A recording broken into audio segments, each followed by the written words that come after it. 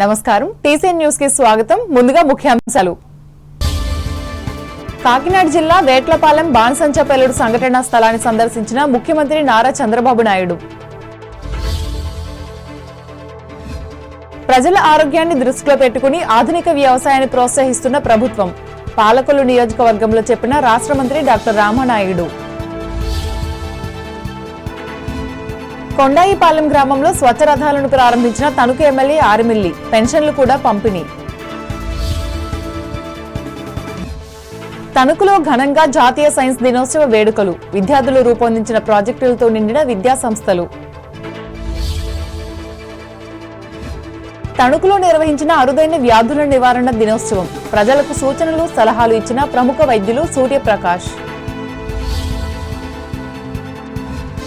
Tanuku Mullapudi polytechnic లో పూర్వ విద్యార్థి ప్రస్తుత ఐఏఎస్ అధికారి ముత్యాల రాజును సన్మానించిన అధ్యాపకులు విద్యార్థులు. రాష్ట్రం ఆర్థికంగా ఇబ్బందుల్లో ఉన్నప్పటికీ ఎన్టీఆర్ భరోసా పెన్షన్లను అందజేస్తున్న కూటమి ప్రభుత్వం. నిడదవోలు మండలం సెమిశ్రగూడెంలో స్పష్టం చేసిన రాష్ట్ర మంత్రి దుర్గేష్. పోలవరం నియోజకవర్గ అభివృద్ధి తన లక్ష్యం. జీలుగుమిల్లి మండలంలో ప్రకటించిన ఎమ్మెల్యే బాలరాజు. ఉంగుటూరు గ్రామంలో లబ్ధిదారుల ఇళ్లకు వెళ్లి పెన్షన్లను పంపిణీ చేసిన ఎమ్మెల్యే ధర్మరాజు. వెంట ఉన్న కూటమి కార్యకర్తలు. కాకినాడ జిల్లాలోని సామర్లకోట మండలం వేట్లపాలెంలో జరిగిన బాణసంచా పేలుడు సంఘటనా స్థలాన్ని రాష్ట్ర ముఖ్యమంత్రి నారా చంద్రబాబు నాయుడు పరిశీలించారు. ఘటన గురించి అధికారులను అడిగి తెలుసుకున్నారు. ప్రమాద తీరును జిల్లా కలెక్టర్ షణ్మోహన్ షగ్లీ, జిల్లా ఎస్పీ బిందు మాధవ్లు ముఖ్యమంత్రికి వివరించారు.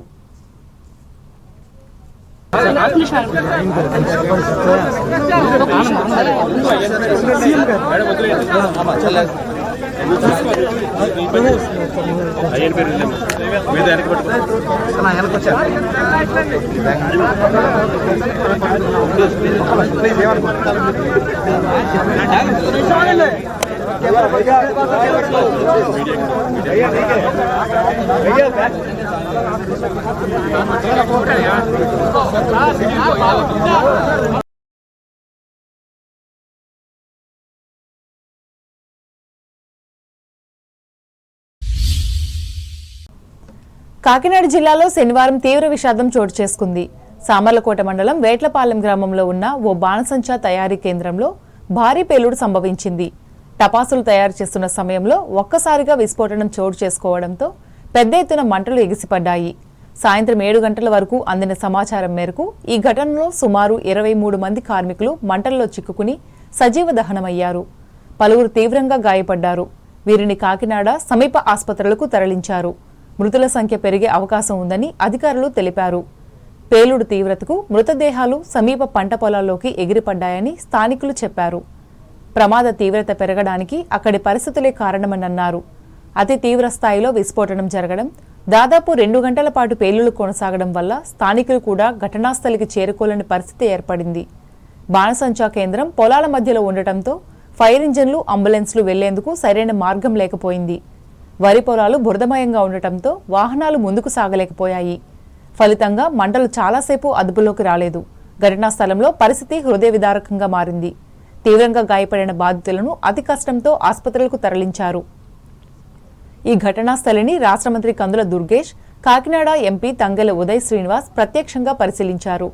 క్షతగాత్రులకు మెరుగైన వైద్యం అందించాలని అధికారులను ఆదేశించారు. రెవెన్యూ, పోలీస్, అగ్నిమాపక శాఖ అధికారులతో సమీక్ష నిర్వహించి సహాయక చర్యలను వేగవంతం చేయాలని సూచించారు. ఈ పేలుడు ఘటన హృదయ విదారకమని మంత్రి దుర్గేష్ పేర్కొన్నారు. మృతదేహాలను చూస్తుంటే బాధగా ఉందన్నారు. ఈ విషాద ఘటనలో ప్రాణాలు కోల్పోయిన వారి కుటుంబాలను పరామర్శించి ప్రభుత్వం అన్ని విధాలా అండగా ఉంటుందని భరోసా ఇచ్చారు.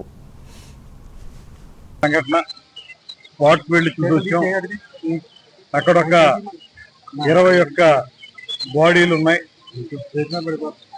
అదేవిధంగా ఇక్కడికి వచ్చి చూస్తే ఇక్కడ ఒక 8 మంది అడ్మిట్ అయ్యారు. అందరికీ కూడా బర్న్స్ మోర్ దాన్ 60% ఉన్నాయి. కొంచెం కాన్షియస్ లోనే ఉన్నారు, కానీ వారు కూడా చెప్పేది ఎలా జరిగిందో మాకు అర్థం కాలేదు. అప్పుడే భోజనం చేసి కూర్చున్నాం, సడన్ గా ఇలా విస్ఫోటనం జరిగింది అనేటువంటి మాట వారు చెప్తా ఉన్నారు. నిజానికి ప్రభుత్వ నిబంధనల మేరకు జనావాసాలకు దూరంగా ఖాళీ ప్రదేశంలోనే అక్కడ ఈ కార్యక్రమం నడుస్తూ ఉంది. కానీ ఎలాగ ఈ కార్యక్రమం జరిగింది, ఎలాగ ఈ ప్రమాదం జరిగింది అనేది మాత్రం అంతుపట్టకుండా ఉంది. బహుశా స్టాక్ ఎక్కువ ఉంది లోపల అనేటువంటి మాట చెప్తున్నారు. స్టాక్ ఎక్కువ ఉన్నా కూడా ఏదైనా చిన్నపాటి ప్రమాదం జరిగినా పెద్ద ప్రమాదంగా మారేదానికి స్టాక్ ఎక్కువ ఉంటే అవకాశం ఉంటుంది. చాలా ఒకేసారి అన్ని పేలిపోతాయి కనుక. అదేవిధంగా కొంత నిబంధనలు కూడా పూర్తిగా వ్యాపారం చేసేటువంటి వాళ్ళు పాటించాలి. కేవలం లాభాపేక్ష మాత్రమే కాకుండా కొన్ని జాగ్రత్తలు తీసుకోవాల్సిన అవసరం కూడా ఉంది. అది ఎక్కడన్నా తప్పిందా అనేటువంటిది ఉంది. పూర్తిగా వివరాలు ఇంకా తెలియలేదు.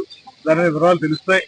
ఎప్పుడైతే ఈ సంఘటన తెలిసిందో వెంటనే మాకు డిప్యూటీ సీఎం గారు పవన్ కళ్యాణ్ గారు నన్ను, కాకినాడ ఎంపీ ఉదయ్ శ్రీనివాస్ గారిని, అదేవిధంగా మా కాకినాడ రూరల్ ఎమ్మెల్యే అంతో నానాజీ గారిని, అదేవిధంగా తుమ్మల బాబు గారిని వెళ్ళమన్నారు. హుటాహుటిని వచ్చాం మేము.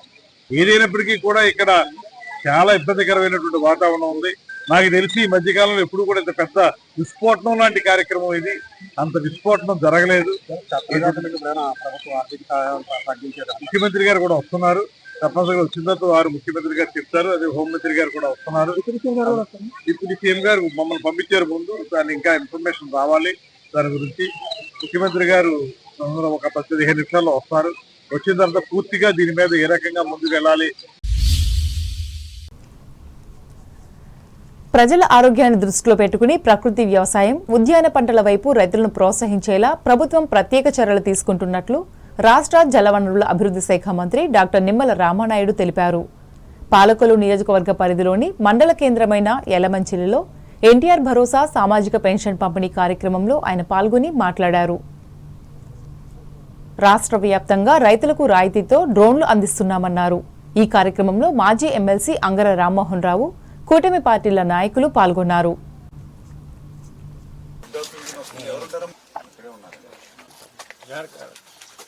ఇది వరకు 200 రూపాయలు వచ్చేది పింఛను ఫస్ట్ లో. ఆ 200 రూపాయలని చంద్రబాబు నాయుడు గారు ఆ రోజు 2000 రూపాయలు ఇప్పుడు మరి 4000 రూపాయలు చేశారు. అది కూడా వచ్చి కోడలే పట్టుకొచ్చి పెడతా ఉంటారు.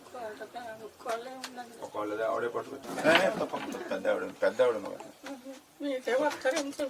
ఓకే.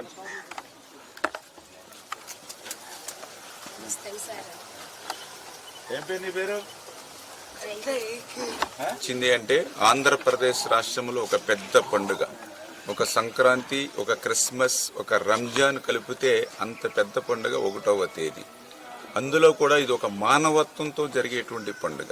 పెంచిన వృద్ధులు, వితంతువులు, ఆదరణ లేక నిరాదరణకు గురవుతున్నటువంటి వీరందరికీ కూడా మరి ఈరోజు 4000 రూపాయలు పింఛను వాళ్ళ గడప దగ్గరే అందిస్తూ, అదేవిధంగా దివ్యాంగులు గత 5 సంవత్సరాల వైసీపీ పాలనలో 3000 రూపాయల పింఛన్కి 1 రూపాయి కూడా అదనంగా పెంచాలి 5 సంవత్సరాల కాలంలో. కానీ ఈరోజు ఈ కూటమి ప్రభుత్వం అధికారంలోకి వచ్చినటువంటి మొదటి రోజునే 3000 రూపాయలని 6000 రూపాయలు పెంచి ఆ దివ్యాంగులకి అందిస్తూ ఉన్నాం. అదేవిధంగా బెడ్ రీడన్ ఉంటే వాళ్ళకి 10,000, 15,000. ఈవేళ భారతదేశంలో ఏ రాష్ట్రానికి వెళ్ళినా ఈ మాత్రం పింఛన్లు లేవు. ఎక్కడికి వెళ్ళినా కూడా 1500, 1000 రూపాయలు, కొన్ని రాష్ట్రాల్లో అయితే 500 రూపాయలు మాత్రమే పింఛన్ ఇస్తూ ఉన్నారు. ఒక్క ఆంధ్రప్రదేశ్ రాష్ట్రంలో మాత్రమే, ఒక్క చంద్రబాబు నాయుడు గారి సారథ్యంలో మాత్రమే ఈరోజు 4000 రూపాయలు, 6000 రూపాయలు, 10,000 రూపాయలు, 15,000 రూపాయలు ఇస్తున్నటువంటి ప్రభుత్వం మన తెలుగుదేశం, జనసేన, బీజేపీ ప్రభుత్వం అని చెప్పి మీ ద్వారా తెలియజేసుకుంటూ ఇప్పుడే మనం చూస్తూ ఉన్నాం. ప్రభుత్వ ఆసుపత్రులలో కనీస వైద్య సౌకర్యాలు కల్పించాలని, మెడికల్ కళాశాలల ప్రైవేటీకరణ రద్దు చేయాలని కోరుతూ భీమవరం కలెక్టరేట్ వద్ద సిపిఐ శనివారం ధర్నా నిర్వహించారు. ఈ సందర్భంగా జిల్లా రెవెన్యూ అధికారి ఎం శివనారాయణ రెడ్డికి సమస్యలతో కూడిన వినతి పత్రాన్ని అందజేశారు. ఈ కార్యక్రమంలో ఈ పార్టీ జిల్లా కార్యదర్శి కోణాల భీమారావు, రాష్ట్ర నాయకులు నెక్కంటి సుబ్బారావు, జిల్లా కార్యవర్గ సభ్యులు చల్లబోయిన రంగారావు, ఎం సీతారాం ప్రసాద్, బుద్దాని నాగరాజు పాల్గొన్నారు.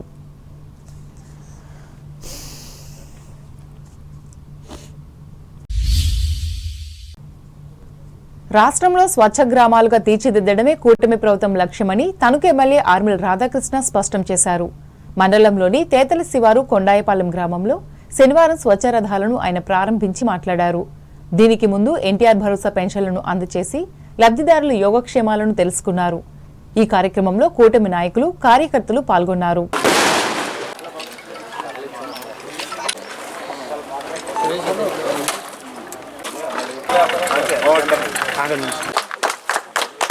ఉన్నటువంటి ప్లాస్టిక్ ని ఈరోజు జ్యోతి గారు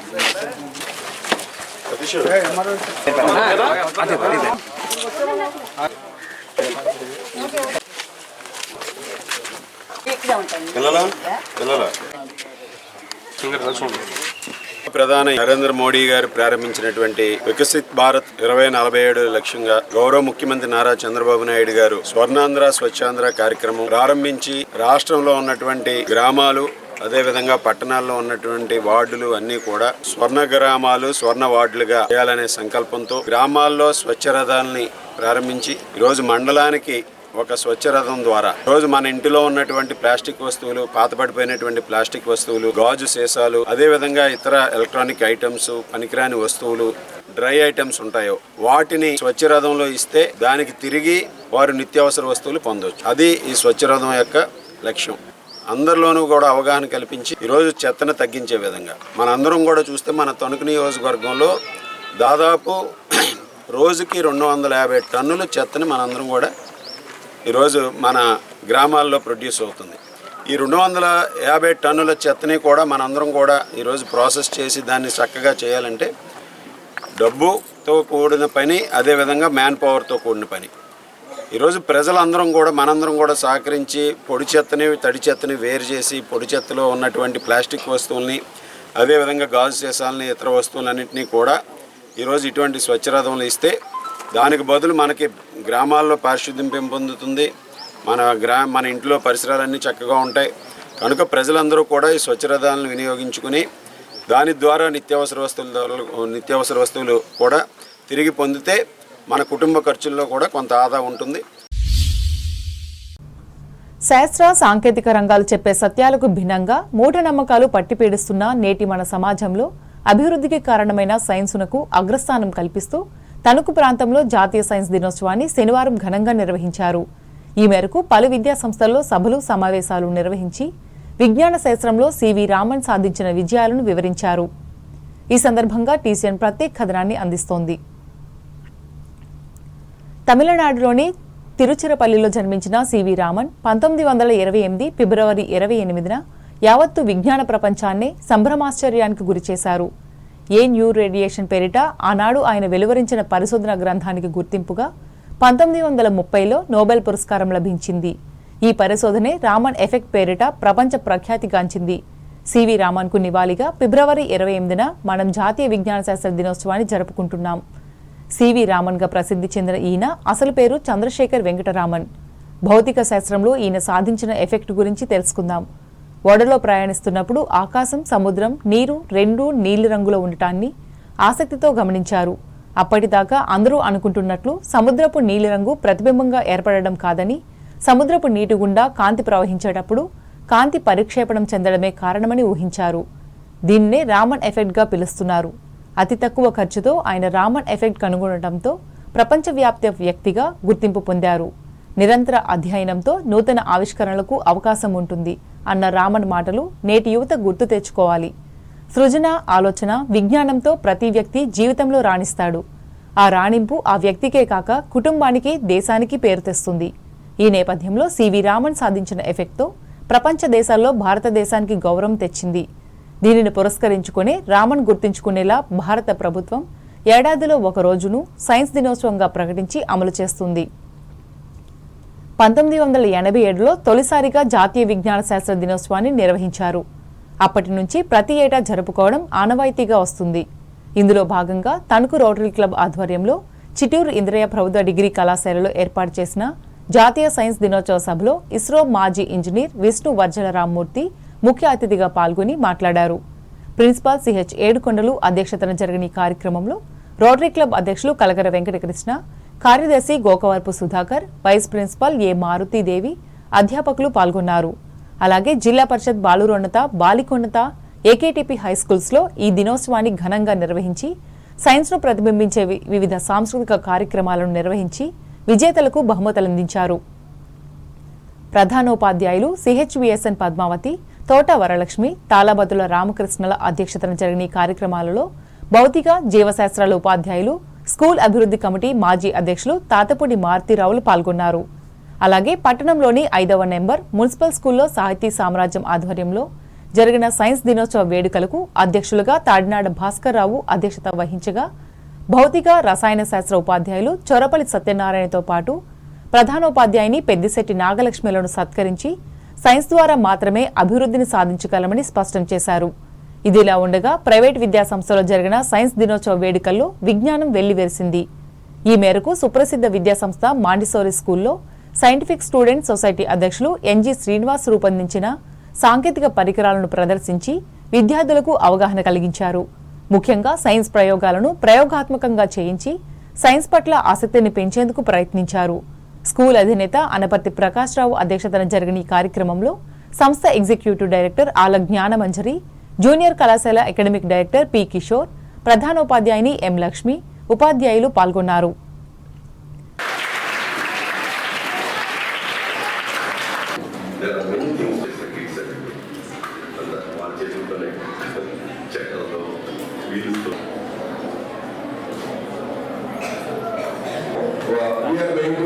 We are going to play with. Hold it for me. I import. Bharat can export. To switch on this. Now it is ready to take. And it will produce electricity. She started from Bharat Chandrika. Now కాగా route school ఆధ్వర్యంలో విద్యార్థులే రూపొందించిన science ప్రాజెక్టులను మిగిలిన విద్యార్థులు, తల్లిదండ్రులు తిలకించి అభినందించారు. ఈ కార్యక్రమంలో స్కూల్ డైరెక్టర్లు ఎల్కే త్రిపాఠి, ఎన్వీఎస్ సుధాకర్ వర్మ, ఉపాధ్యాయులు పాల్గొన్నారు.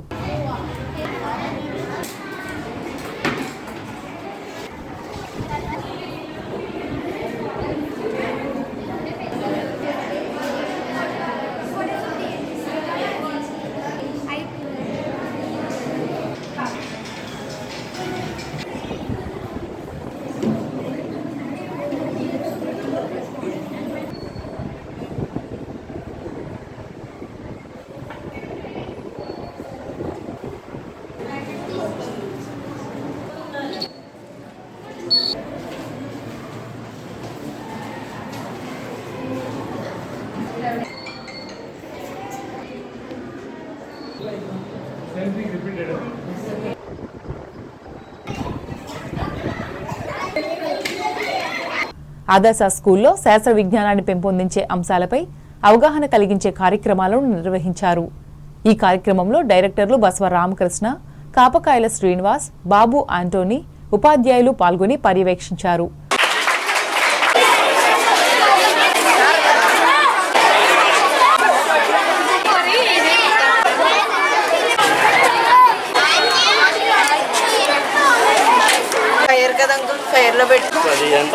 నూతనంగా స్థాపించిన ప్రగతి విద్యాలయ స్కూల్లో కూడా విద్యార్థులు ప్రదర్శించిన సైన్స్ నమూనాలు ప్రత్యేక ఆకర్షణగా నిలిచాయి. వీటిని తోటి విద్యార్థులు, ఉపాధ్యాయులు, తల్లిదండ్రులే కాకుండా పరిసరాలకు చెందిన వారు కూడా విచ్చేసి చూసి పిల్లలను అభినందించారు. ఈ కార్యక్రమంలో స్కూల్ డైరెక్టర్లు గోపిశెట్టి రామకృష్ణ, ప్రధానోపాధ్యాయులు గంధం చంద్రికలు పాల్గొన్నారు.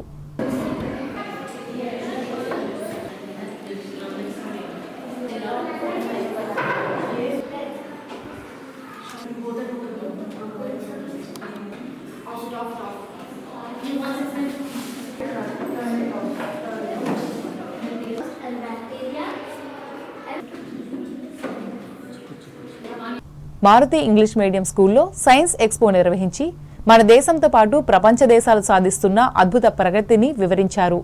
అనంతరం సైన్స్ ప్రదర్శనను ఏర్పాటు చేసిన విద్యార్థులను సంస్థ అధినేత సైపరెడ్డి సత్యనారాయణ అభినందించి బహుమతులందించారు. ఈ కార్యక్రమంలో ప్రధానోపాధ్యాయుని లొల్ల దుర్గ పద్మజ, జూనియర్ కళాశాల ప్రిన్సిపల్ చిట్టిడి నాగరాజు, ఉపాధ్యాయులు పాల్గొన్నారు.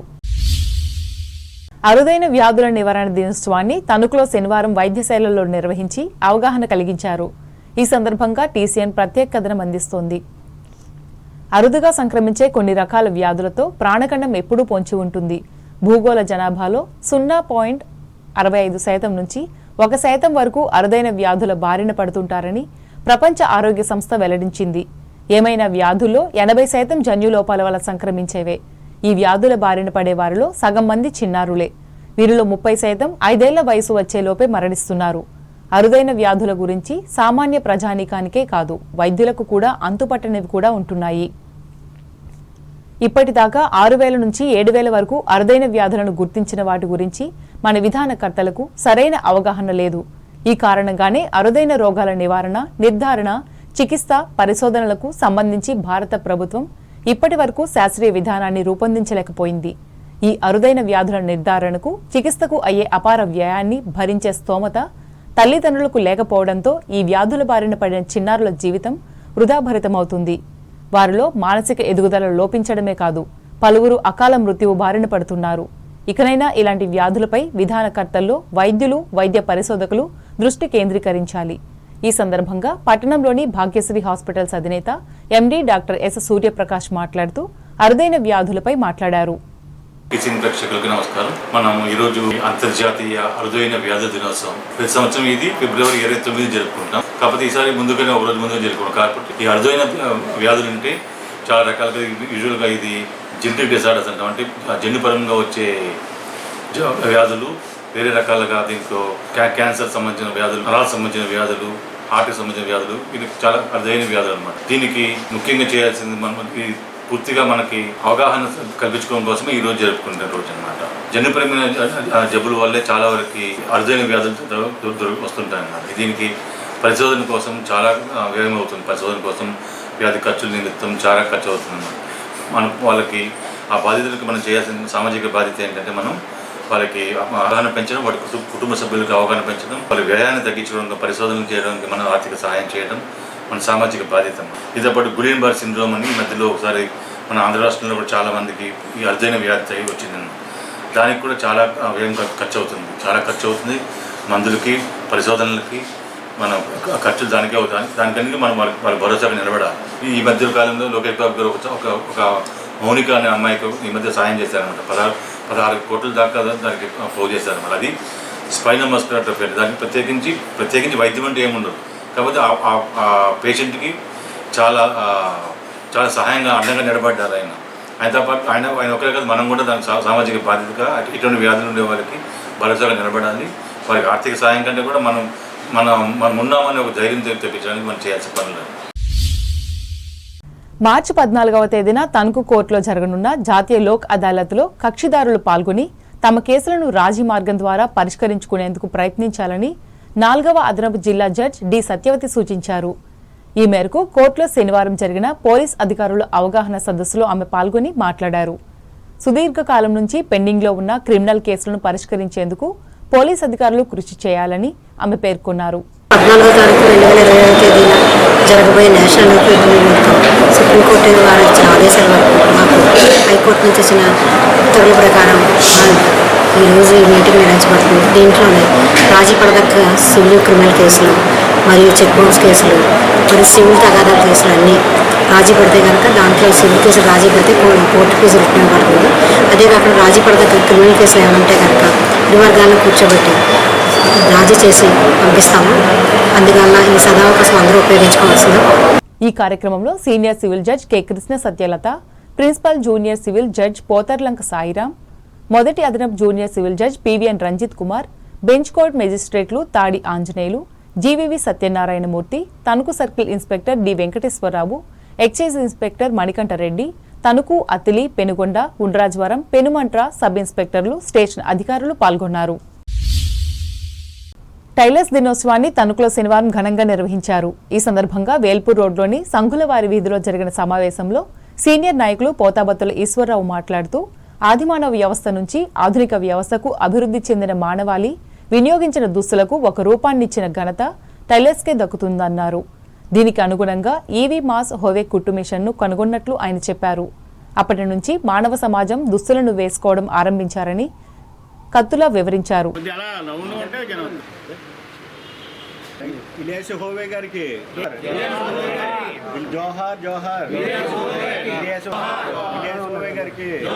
దర్జీలు కూడా ఈ రోజున జీవిస్తున్నారంటే ఈ ఫిబ్రవరి 28వ తారీఖున మా పెద్దలు ఏనాడో నిర్ణయించారు. వాళ్ళకి ఘన నివాళులు అర్పించుకుంటూ అదేవిధంగా మరి ఈ టైలర్స్ కష్టాలు ఏమైనా ఉన్నాయంటే ప్రభుత్వం వారు మరి మాకు కూడా రెడీమేడ్ వచ్చిన తర్వాత కొంచెం ఉపాధి కోల్పోవడం జరిగిందండి. యువత అందరూ కూడా జీన్స్ టీషర్ట్స్లోకి వెళ్ళిపోయారు. మరి మేము ఇందులో కూడా ఈ వృత్తి జీవించుకుని మనకి సరిపోయే పొజిషన్లో లేవు.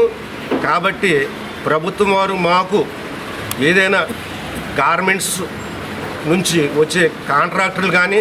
సంఘ అధ్యక్షులు కత్తుల దాన వెంకట సుబ్బారావు అధ్యక్షతన జరిగిన ఈ కార్యక్రమంలో ఉపాధ్యక్షులు నూకెళ్ల వెంకటరత్నం, కోశాధికారి గుత్తుకొండ సుబ్బారావులు పాల్గొన్నారు.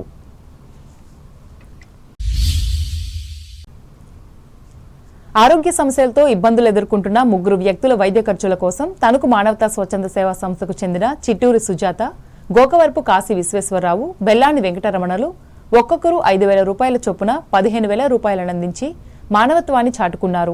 పట్టణంలోని గమని ఫంక్షన్ హాల్లో శనివారం నిర్వహించిన మానవతా సంస్థ సమావేశంలో దాతలు ఈ సహాయం చేశారు. ఈ సందర్భంగా సంస్థ అధ్యక్షులు కడించర్ల రాజరాజేశ్వరరావు మాట్లాడుతూ, నేటి మన సమాజంలో పెరుగుతున్న వైద్య ఖర్చులను పేదలే కాకుండా మధ్యతరగతి ప్రజలు కూడా తట్టుకోలేకపోతున్నట్లు చెప్పారు.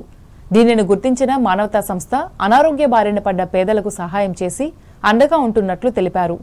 ఈ కార్యక్రమంలో జిల్లా మాజీ చైర్మన్ గమని రాంబాబు, స్థానిక మాజీ అధ్యక్షులు వంగూరి హనుమంతరావు, ఆలపాటి సుబ్బారావు, నెక్కంటి సుబ్బారావు, సభ్యులు పూలమాల వీరభద్రం, ఆలపాటి సోమేశ్వరరావు, కొల్లెపర సత్యనారాయణలు పాల్గొన్నారు.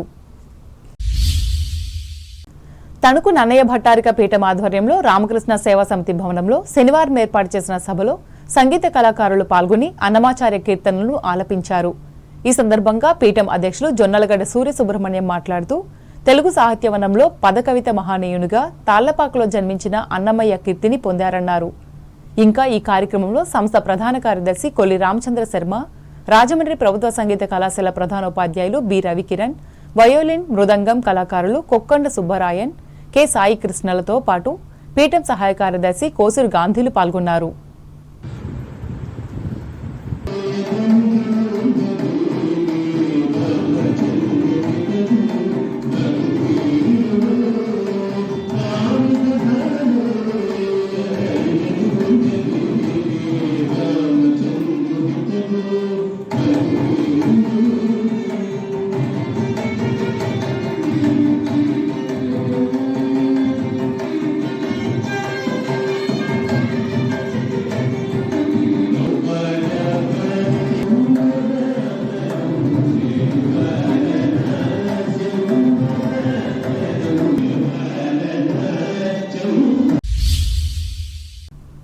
తణుకు ముల్లపూడి వెంకట్రాయ మెమోరియల్ పాలిటెక్నిక్లో చదివిన విద్యార్థులు ఎంతో మంది ఉన్నత స్థితిలో స్థిరపడ్డారని ఈ కళాశాల పూర్వ విద్యార్థి ప్రస్తుత ఐఏఎస్ అధికారి రేవు ముత్యాలరాజు పేర్కొన్నారు. శనివారం కళాశాలలో నిర్వహించిన వార్షిక వేడుకల్లో ఆయన ముఖ్య అతిథిగా పాల్గొని మాట్లాడారు. అనంతరం ఈయనను ఘనంగా సన్మానించారు. ప్రిన్సిపల్ డాక్టర్ తులసిరాధ అధ్యక్షతన జరిగిన ఈ సమావేశంలో అధ్యాపకులు, విద్యార్థులు పాల్గొన్నారు.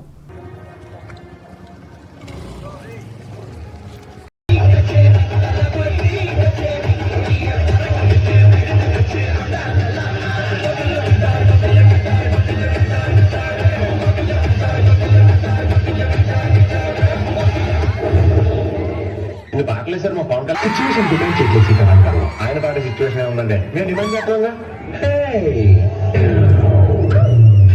మనం చూస్తున్నారు ఎవరి తప్పుడు పక్కన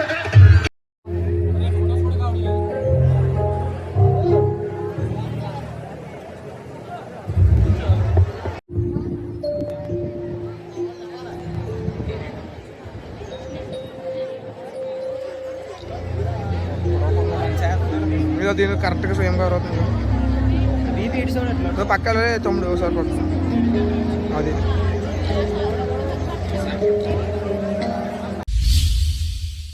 తణుకు రోడ్ స్కూల్ ఆధ్వర్యంలో బైపాస్ రోడ్లోని సీఎం ఫంక్షన్ హాల్లో నిర్వహించిన కెరీర్ గైడెన్స్ సభలో సిబిఐ మాజీ జాయింట్ డైరెక్టర్ వివి లక్ష్మీనారాయణ పాల్గొని విద్యార్థులకు సూచనలు, సలహాలు ఇచ్చారు.